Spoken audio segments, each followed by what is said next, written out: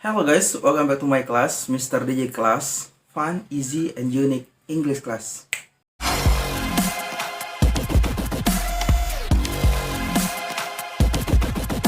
Good morning everybody, how are you today? Ya, Bapak harap kalian semuanya baik-baik saja ya.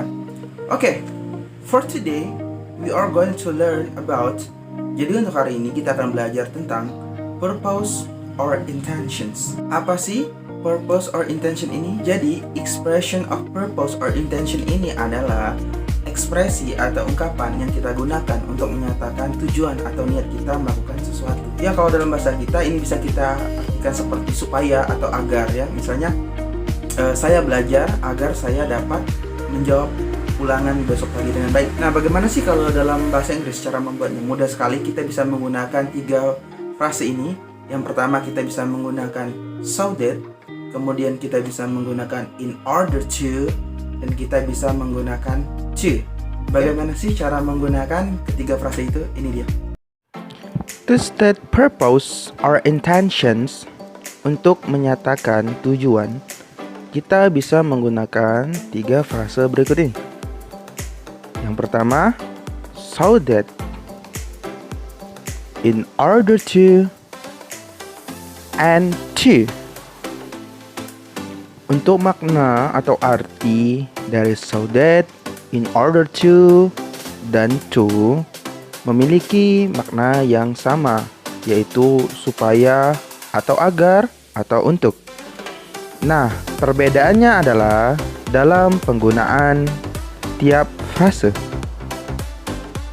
Untuk so that diikuti dengan subjek seperti I, you, they, we, he, she, it, atau subjek-subjek yang lainnya. For example, sebagai contoh, please turn off the light so that I can get to sleep. Tolong matikan lampunya supaya saya dapat tertidur. Dalam kalimat tersebut, so that diikuti oleh I, yaitu sebuah subjek. You must study hard so that you can pass the examinations. Kamu harus belajar bersungguh-sungguh supaya kamu dapat lulus ujian.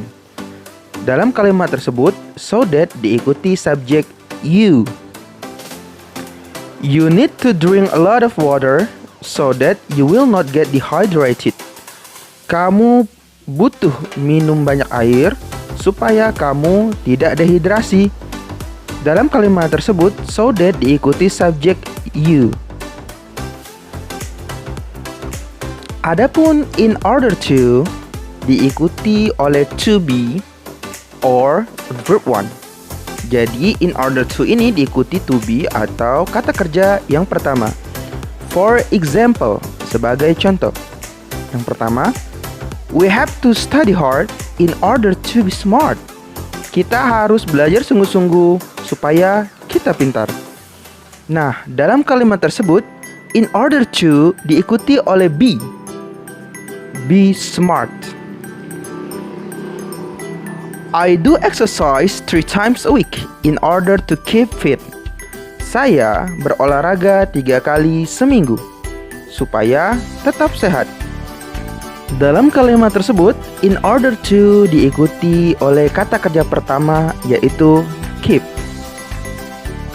The students woke up early in order to do homework.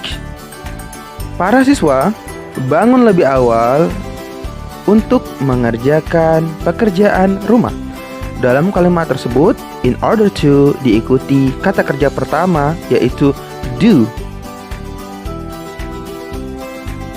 Nah, kata terakhir yang bisa kita gunakan untuk menyatakan tujuan adalah to.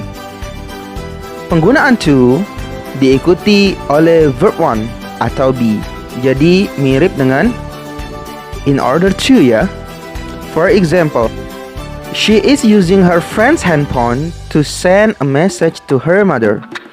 Dia menggunakan handphone temannya untuk mengirimkan pesan kepada ibunya. Dalam kalimat tersebut, setelah to diikuti kata kerja pertama. I must study hard to pass the national examinations. Saya harus belajar bersungguh-sungguh untuk lulus ujian nasional. Dalam kalimat tersebut, to diikuti kata kerja pertama yaitu pass.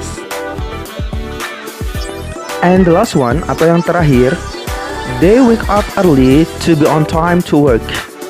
Mereka bangun awal agar tiba tepat waktu untuk bekerja. Nah, itu aja guys, penjelasan tentang stating purpose or intentions, penggunaan so that, in order to, and to. Jangan lupa ya.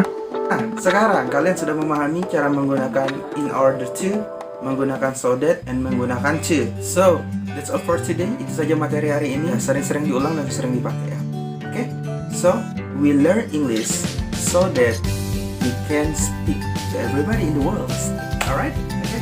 So, thanks for coming. See you next time. Bye-bye. Wassalamualaikum.